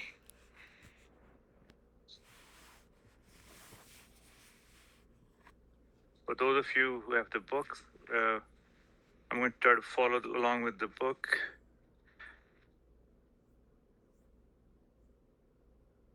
All right. The first question. I'm going to read it off, and I'll explain, what I think and why, and then we can open it up for questions also. So, some of these questions are pretty straightforward, and there may be some like that in the exam, but like I said, it's a mixture of situational questions. So it's good to get started at this stage and then move on to more complex situations. A project manager has received some help from the team, and there's a question. We are looking at problems in. Okay, so we're looking at problems in in the book. I'm on chapter 3. The back of the book, these problems. We're just going to go over. All right, good. So first one, a project manager has received some help from the team, and she needs help from them again so that she can create a detailed project budget. All right, so she's trying to create a project budget. She needs help. Which project management process group is she in? So remember I said you have to, Letris has raised a hand. Yes, go ahead, Letris. Is it planning? Okay, Is she in planning? It makes a lot of sense, right? Because you would be talking about the budget in the planning, right? In the planning phase. So Yeah, I put my answer in chat. okay. So all of you who said planning are right, and you all know why, right? Because you don't do budgeting in initiation. You don't do budgeting in before the project management process. That answer before the project management process, you could just throw it out of the window. You know, what do they mean? Doesn't make any sense, right? So initiating is not the answer. The answer is planning. C. Executing is not the answer. Why? Because in the executing phase, you build, right? You build, you don't plan budgeting. You already have planned out the budget in the planning. So we have to kind of in our brain, when we are looking at these problems, we have to we can say, let me see if I can write on this sheet here. No, probably can't write on the sheet. Okay, here again. So we can say, this doesn't make sense. You can check, you cross it out in your mind when you have these problems, and then you say, okay, this it is not initiating, it's not executing, B doesn't sound right. Oh, so this must be the answer. See, by eliminating the answers, you have been able to figure out what the right answer is, right? So that's how you do it. You don't immediately know the answer, and don't focus on the answer. Focus on elimination first. Look at A, and in your mind say, does this make sense? Is it right or wrong? Okay, that doesn't make sense. So wrong. Go to next one, right or wrong, and you say, wrong. Then planning looks like that's a good answer. You keep C in mind. Then go to D. D, execution. No. Okay, D is wrong. So you see, you are trying to eliminate bad answers or answers that makes no sense, and then coming to the right answer. And that's how you should be tackling the problems in the exam, by elimination, process of elimination. And when you're eliminating, you should first, when you see something that just doesn't make any sense to you, eliminate that first. Now, in this problem, I'm dwelling on this problem because I'm going to teach you something about how to tackle questions. So, initiating, planning, and executing, you have heard of, right? So those three things you can say it could be. B, you say that just doesn't make any sense. You just totally eliminate B out. Now you're going to focus on initiating, planning, and execution. And then you say, okay, of these three things, I've heard of those three things, and I know what they are, and I know A and D is not the right answer, because budgeting doesn't happen there. It happens in planning. You see how in your mind you have to sort of eliminate and then try to make sense of what's there, and then pick one by this logical analysis. Okay. Next one. So the project charter. So whoever is going to tell me the answer, I want them to tell me why you selected the answer. Yeah. Can I go, please? Go ahead. The project charter is created in which project management process group? I put initiating because you said you need the charter before you can. It goes hand in hand with the like the scope and all those things, so you can't do anything without it. You're absolutely correct. And that's how the thinking should be. If you already know the answer and you know it's initiation, you can jump to it like she did, because she knew charter doesn't belong anywhere else. So she didn't even have to read the other things. But sometimes you don't know the right answer right off the bat. So you got to look at each one of them and eliminate. But I think if you Detailed project sort of schedule. get your mindset towards elimination and make that a habit, regardless whether you know it or not, that will help you, be successful. All right, who's going to do number 3? I want to know why.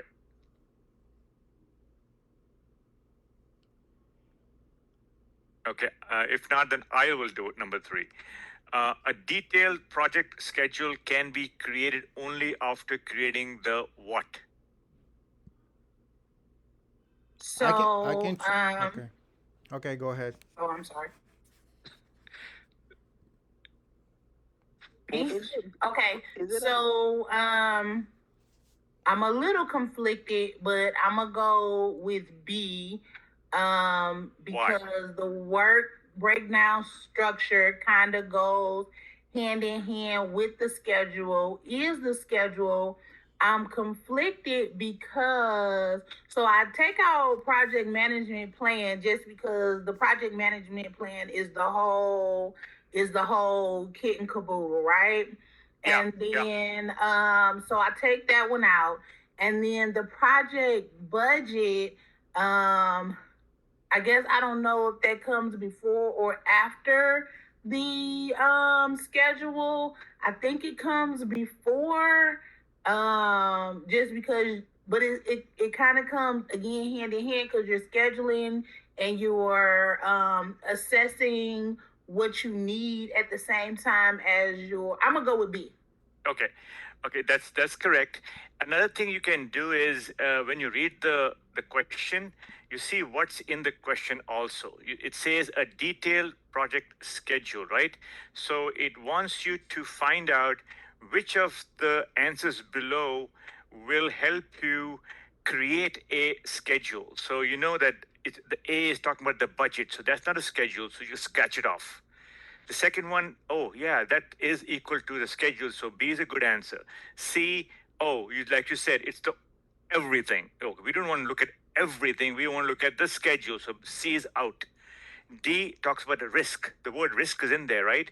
And we're talking about the schedule. So D is out. So that's another way to eliminate by seeing that the question is asking about the schedule, then I should be focusing on the schedule, right? And not on other things. So that's another one.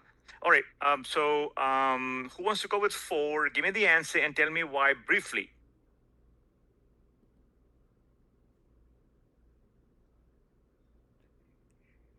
Whoever wants to give me the answer has to tell me why. Can I answer? Sure. Okay, it's gonna be because it says it's not. I had to read it again because it's not. So it's the project scope because I think the project scope is the output, not an input. Yeah. So here, what they're gonna do to all of you is by putting the word not. So you have to read the question carefully. That's how they can make the questions tricky, by putting the word not in there. So which of the following is not an input to the initiating process group? So the answer, like she said, to the initiating is project scope statement is not an input to the initiating process group, right? Initiating is where you put in information to complete the charter, right? You put information into it. The word scope is in the planning, right? Scope comes in the planning. So D obviously is the one who can stand out, right? It's going to stand out because it's not part of initiating. Scope is going to be part of planning. Why would the company culture be an input? Okay, because when you are starting the project, you are starting, at the very outset, at the very top level, And at that point, you need to know about the company process, where you're going to be doing the project, what type of team you're going to be working with, what sort of culture the company has, all of those things you got to know to do the project, right? You are in the company space, project space now, and you need to know the environment of the company. That's why those things are an input. Scope statement comes in planning, comes after, so it's not part of initiating. Is that clear? Can I ask a question, Professor? Sure. During the lecture, you said anything for a part of the how, right? Anything for a part of how is how we can remember. Okay, so in the anything part of how is in the planning. How? So the word how it should show up in the planning. The word what should show up in initiating.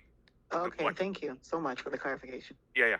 So, and in the execution phase, you are focusing on the do it, build it, do it, execute, make it happen. So, but there's no one word that you could describe that though. The initiation is what? Absolutely. Initiation is what? What are you going to build? What is it? Tell me the goal, the objectives, the what. All right. Who's going to do number 5?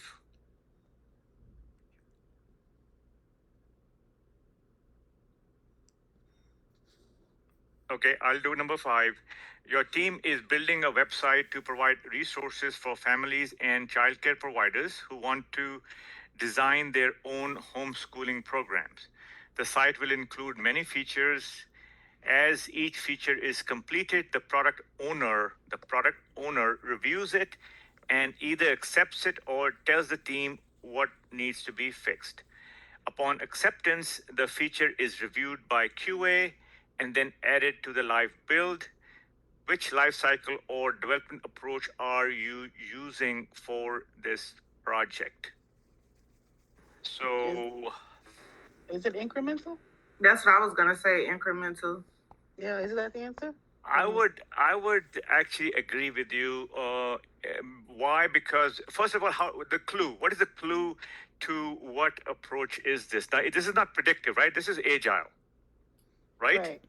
This is agile because they use the word owner, product owner. Product owner only is involved in an agile type effort. Okay, probably the word is cycle development, right? Cycle, no? Where do you get that? Well, cycle? I would think as each feature is completed, meaning there's different features that they're adding each time they go through a cycle. So that would be my context. Yeah, I think feature could be a good way to say each feature, in which is equivalent to user stories. Each feature would be equivalent to user stories. So if they had used the word user stories, you would know immediately. The product owner was my key that it is in agile. The life cycle or development approach may help you, may not help you. But the feature, yeah, that could be a good clue, because in agile type projects, you are building features in a sprint, 1 or 2 features at a time. Right? I would say another clue would be that every time they got done with the feature, they went back and got approval to continue. Yeah, right? Yeah. There's what they call that is they call that as part of sprint review. So there's a sprint review meeting that they have to do after they complete the feature. They have a sprint review meeting, and in that sprint review meeting, they decide, looks good what you built, and so let's close this sprint or not. So yeah, so I think let's move on. I think we said enough. But yeah, you get clues from the question as far as what the context is, the context of the question or the environment in which you were asked the question. Okay, let's go do number 6. Who wants to do 6? Can I do it? Sure. It's gonna be the start to create management plan, because as you said, the project charter is a part of the project initiating. So the next step is gonna be planning. Okay, let's see. The project sponsor had just signed the project charter. What is the next thing to do? So let's eliminate first, right? So begin to complete work package. So that's in the planning, but in the weeds of the planning. It's not the very first thing you're going to do, right? The work package, this part of schedule. So that's going to come a little bit later. Validate scope after you have the complete the product or not the product, the design. Then you're going to actually validate is going to come in the execution phase. Validation comes in the execution phase. Now remember that validation doesn't come in. Although you can only validate the scope by building it. After you build, you can validate. So that's B is eliminated, A is eliminated. C, start, integrate, change control. Change control happens in the execution phase. So C is eliminated. The answer is D, right? High-level project Start to create schedule management plans, and that's what you said. constraints have been Absolutely. So just been determined. you're What going to project start management to process are begin you- to put your plan together as the next step. Great. I think this is wonderful. So let's keep moving. Number 7.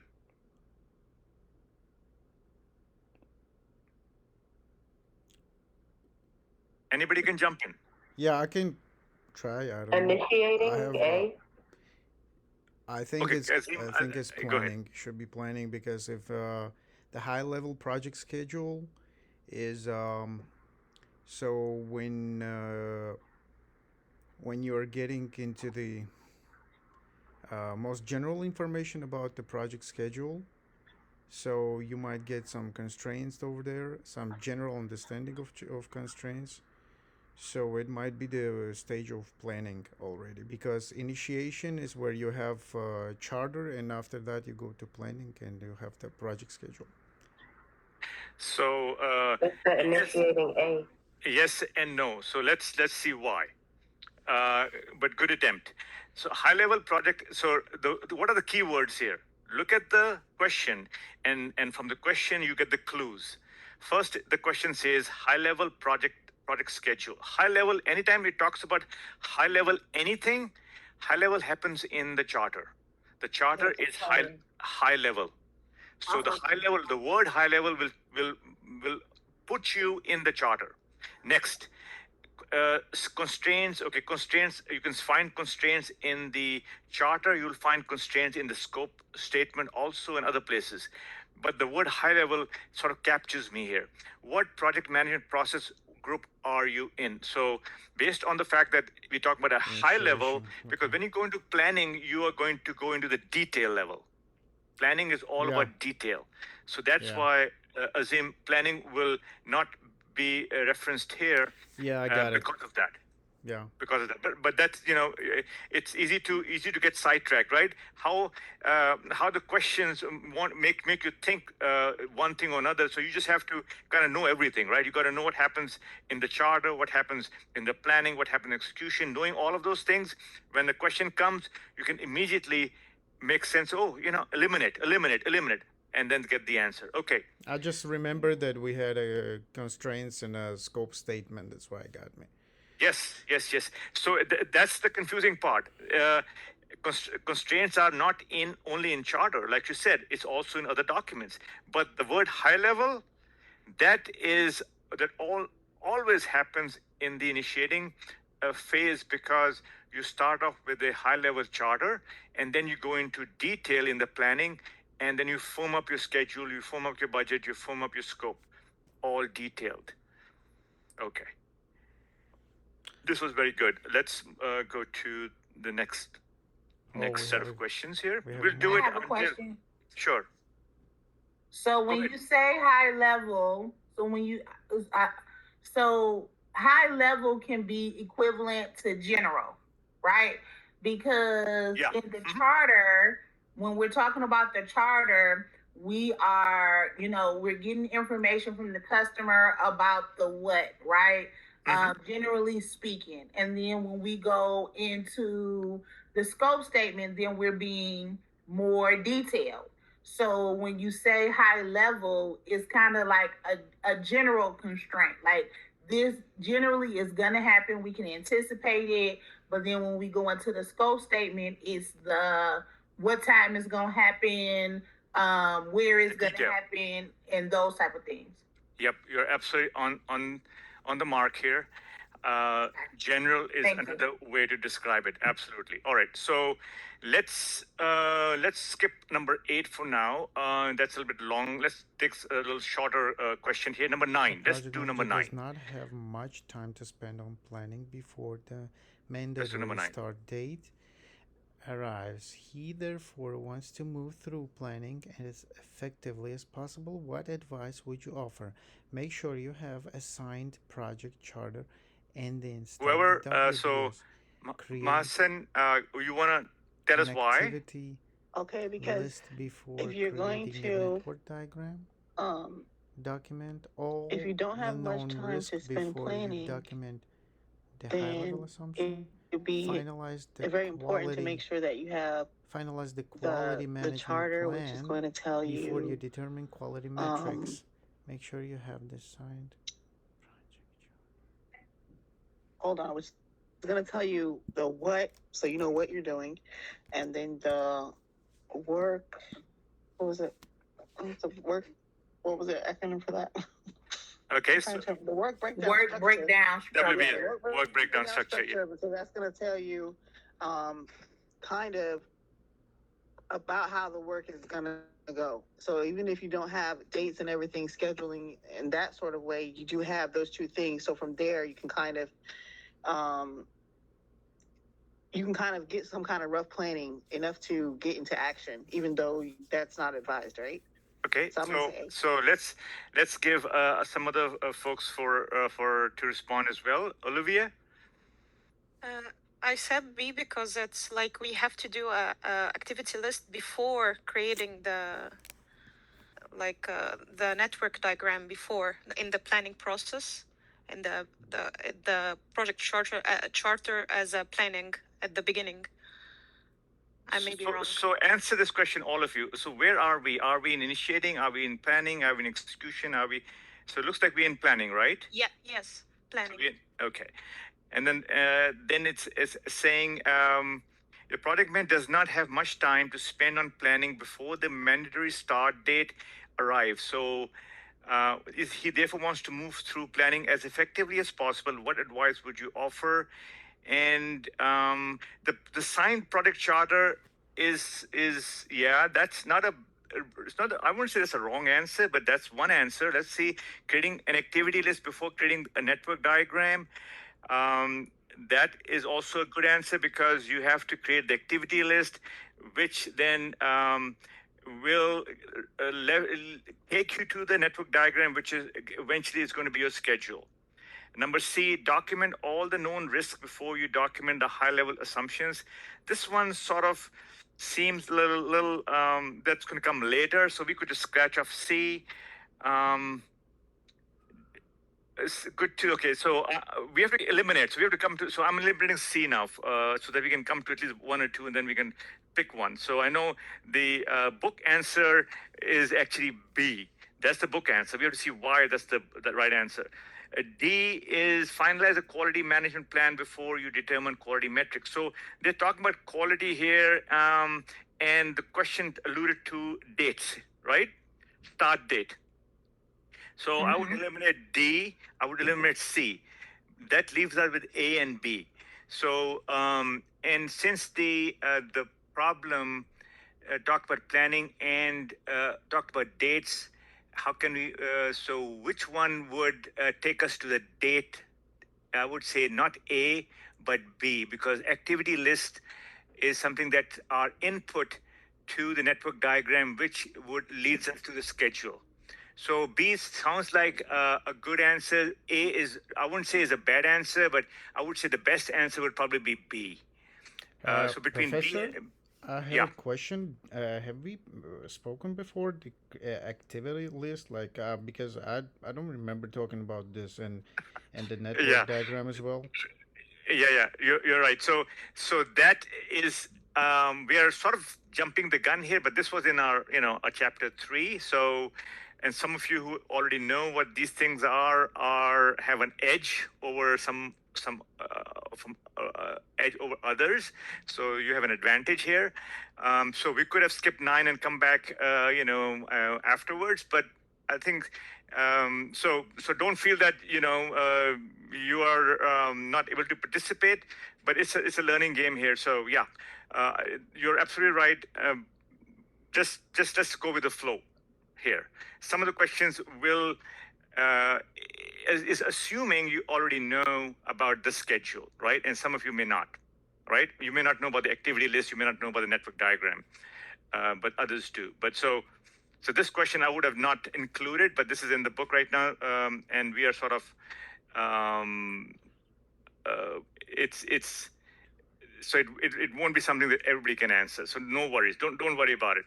But once you go through the scheduling part, then you would understand this better, and we will have to wait until you get to that chapter. So that was not a good question for everyone, but let's move on to this one here. Maybe this one is a better question for everyone.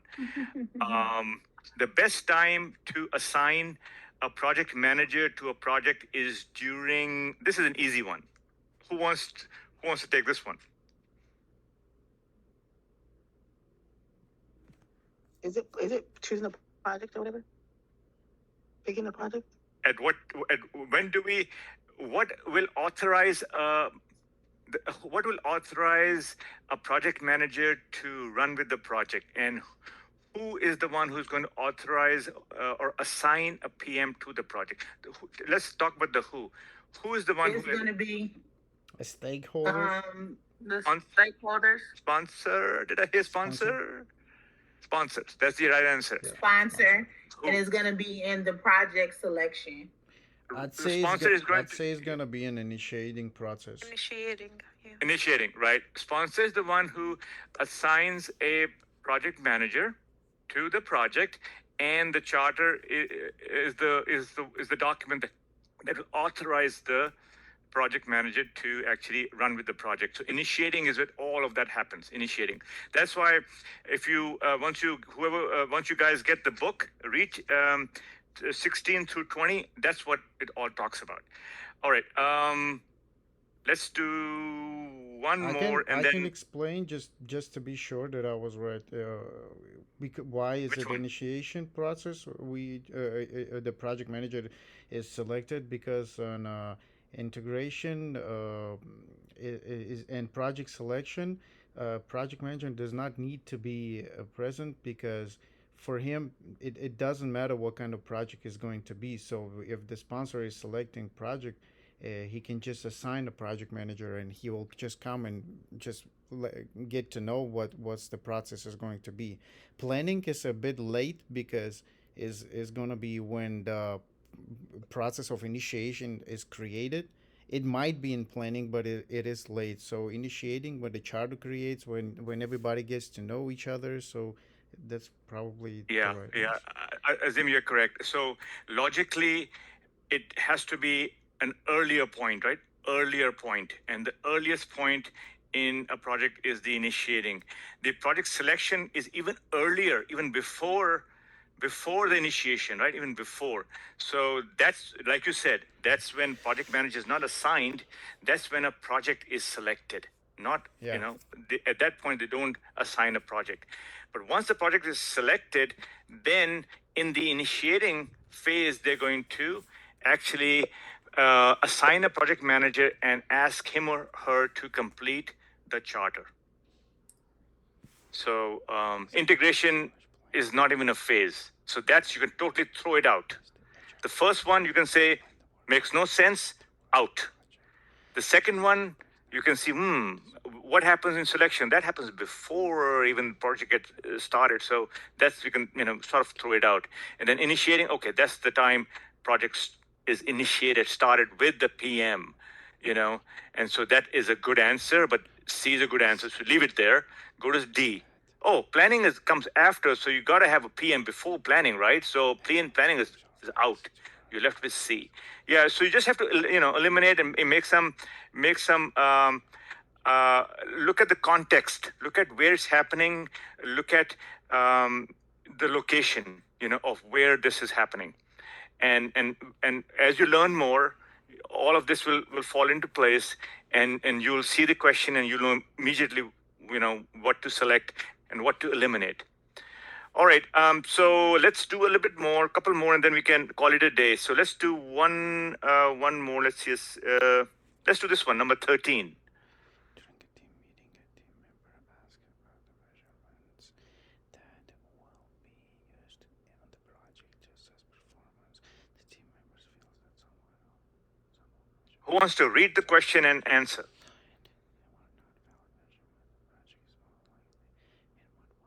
Can you guys hear me? Yes. Yeah. Okay. During the team meeting, a team member asked about the measurements that will be used in the project to assess the performance. The team member feels that some of the measures related to activities assigned to him are not valid measurements. The project is most likely part of the project management process. Looking for keywords here. Measurements, so that's measurements and controls, and performance. That will be after the fact. And then he feels that measurements are related to activities assigned to him are not valid measurements. So it looks like action is happening, right? Something is happening. Right. So where do you think action happens? And it's what it's executing. Yeah. But also monitor and control feels like it could be also I know initiation is out and closing is out, but monitor and control it could be, since they do say measurements and performance, and again valid measurements, but it's in the executing phase. And what part of the project management process it is, and it will be in execution. So that will be C. So remember that when you are building something in the execution phase, the team is building the product and they're testing, right? So when they're testing, they're measuring. They're measuring against the requirements, right? So that's called the verification part, the quality assurance part, QA part. So they have not yet created the deliverable, which the PM is going to monitor and control. Right. So right now they are measuring, looking at, assessing, and also they are trying to determine if the measurements are valid or not valid. So all of that is part of verification, and verification happens not in monitoring and controlling, but in executing. Execution, yeah. Because the team is actually doing it. Monitoring, controlling is what the PM does. He monitors and he controls the environment. The team also helps, but he's looking at the deliverables, making sure that we're following the process, we're verifying, and then we're eventually validating with the customer. So I think B and C are good answers. B and C are good answers. A and D we can eliminate. So we can eliminate closing, we can eliminate initiating. Then we have to focus on B and C and figure out whether it's C or whether it's B. And that's how most of your questions are going to be in the exam. Some of the answers are going to be very close to being right, more than one, and you have to see which one is the most right, and so it'll require you to do a bit more reading, understanding what each team member does at various stages of the project. And once you are fully aware of those things, then you can say, measuring, who measures? The team. Is measuring close? It's like testing, Yeah, it sounds like it's like testing. And, who does the testing? The team members do the testing.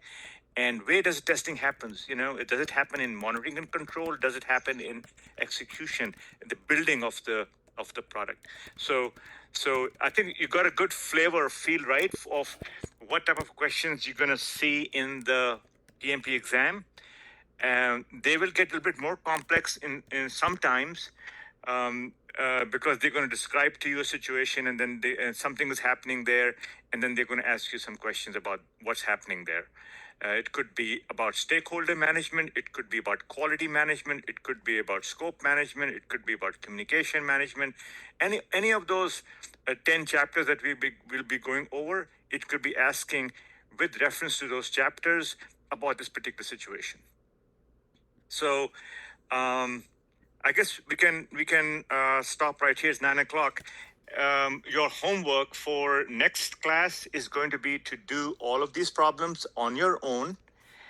For those who have the book and those who are ordering the book, once you get the book, you know how to go about eliminating. And every Wednesday of every week, we'll be doing problems. I'm going to show problems like this from the book, and we'll do as a team. We'll do together. And basically, we're going to find out the answer and then find out why that is the answer. And sometimes the book answer may be right. Sometimes the book answer may be wrong. And maybe your answer may be right. So, and some of these questions may be there on subject matter that you may not have learned about it yet, and that will happen too. But then if that's the case, you just, you ask questions, you Google, you figure it out. All right. Any questions before we call it a day today? Yes. Sorry. Go ahead. Okay. Okay. Thank you. So I already ordered the 10th edition. Is that okay, or I have to order the 11th one? Why did you order the 10th if there's an 11th one? I didn't know that. So when I saw the material to purchase here in the canvas, okay. yeah. Sorry about that. So what? Can you cancel it? Okay, no problem. So I will try to cancel it. So I have to order the 11, right? Yeah, order the latest and the greatest. All of you who are ordering, please do that. And I'm also going to get 11th version at some point. But I think I have enough material that I can still teach you with the 10th. Okay, no problem. Thank you. Any other question? So if I when I order the 11th version, I can anticipate that chapter 3 will be comparable to your 10th version, chapter 3. Yeah. The content hasn't changed from the 10th to 11th. What you may find is that they have some additional questions, which is good. Okay. So maybe the content hasn't changed much since they wrote this one. But I would want the 11th version also, right? Who doesn't want the newer version, right? So Right. go for it. Okay. Thank you. Thank you. All right, everyone. I'm going to send everyone an email with what I want you to read over the weekend. Questions number 1. I'll send you PowerPoint for the next. We'll continue with this PowerPoint, then I'll give you a new PowerPoint for the next chapter. We're going to go on stakeholder next week with stakeholder management, and then there'll be other chapters following that. So we're just going to go slow in the beginning, so that I want you guys to sort of get hold of everything, and then we'll slowly increase the speed. But I don't want to do it right now. All right. Thank you. Thank you. All right. Thank you, Bye-bye, Professor. everyone. Thank you. Bye bye. Thank you. Bye. Bye-bye.